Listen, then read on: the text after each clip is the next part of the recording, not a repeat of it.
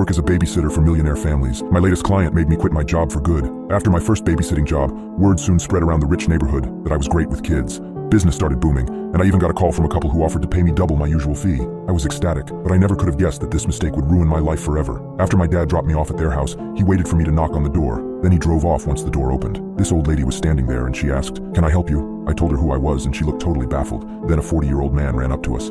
"Sorry, my wife gave you the wrong address. Thank God I didn't miss you," he said, gesturing to his car. "We used to live there and my wife always forgets our new address," he explained. Looking back, I shouldn't have been so naive. It could have saved my life. We drove for about 15 minutes and soon arrived at their house, which was the nicest house I had ever seen. The architecture was modern and their garden was so beautiful. The wife, who was thin and really pretty, was also outside, waving. She apologized, then we went inside.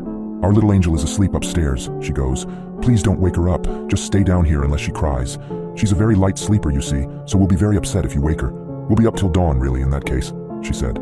I was nervous because the house was nice and they looked all rich while I was in my grubby runners with my messy hair in a ponytail. They were very dressed up, and after showing me the living room, where bowls of chips and lollies were sitting out, they left, after once again telling me not to wake their daughter. Now, I found it strange that they hadn't introduced me to their child. Most of the time, the kids were awake when I got there, and we played and watched television until way past their bedtime. The only other baby I babysat for slept most of the time, but the parents told me to check on her a few times and change her nappy when needed. I just sort of sat there, feeling cold in the big, sparsely furnished house, but they hadn't told me about heating, and I hadn't thought to ask. The food they put out was stuff I didn't like, salt and vinegar chips instead of plain, and the chocolate biscuits had an off smell to them. Choosing not to eat them probably saved my life. Something about the darkness and silence of the house left me feeling a little edgy.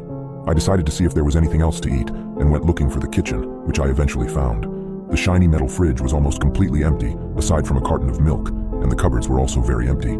At this point, I was starting to get creeped out. What kind of family doesn't have any food for their kids? Curious, I started to explore the rest of their house. It was horrifyingly dark, and most of the doors were locked, which wasn't too uncommon, though people mostly just locked their bedroom door or maybe a messy storeroom or something. I decided to search upstairs next. Now, on that note, I hadn't heard a peep from upstairs, and I started to get anxious because what if something was wrong with the baby? So I made the decision to go upstairs. I walked up and it was pitch black up there. I tried a door, locked. I tried another door, locked. All the effing doors were locked. Now who locks an infant in a room like that? I started to panic, and sort of realized something was very wrong about the whole thing. I decided to call my dad to come and wait with me. So I went to call him when I realized the address he had was the one of the old lady, their old address. I realized at that moment they didn't want my dad to know where they really lived.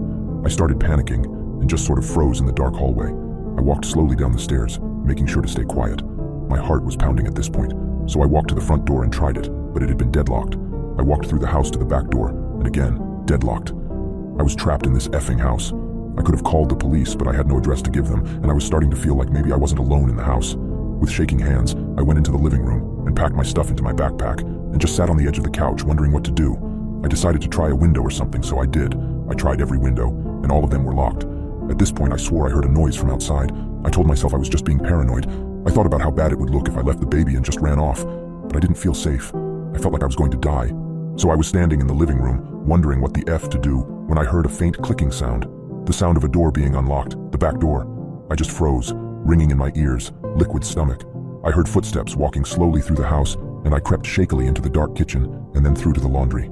I crawled into one of the big cupboards next to the washing machine and sat trying to control my breathing and trying not to be sick. I heard the footsteps walking through the house, along with muffled voices.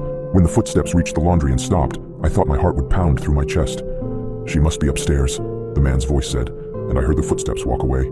I was sure the wife would be waiting outside the cupboard with a kitchen knife, but I opened it anyway, and she wasn't.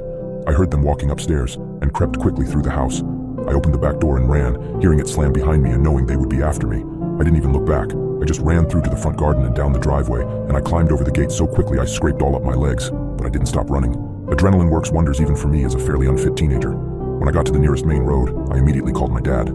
Every time a car drove past, I ducked into a yard or under a tree because I was sure it was them.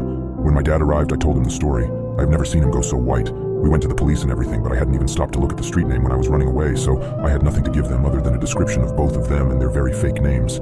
They didn't ever track down the couple either, even though they drove me around the suburb for hours trying to help me remember the house. I couldn't remember. I'd been too scared, and it had been too dark. How I wish I'd been more observant. What scared me most was that they had my phone number, but unsurprisingly, I never got a call from them again, as I had changed my number the next day, and I haven't babysat since. Well, I say I never heard from them, but now that I think about it, there was one call, a few months ago actually, An unknown number, of course. When I picked up the phone, all I heard was a baby crying on the other end. But not a real baby. A fake cry, like one of those dolls you can buy.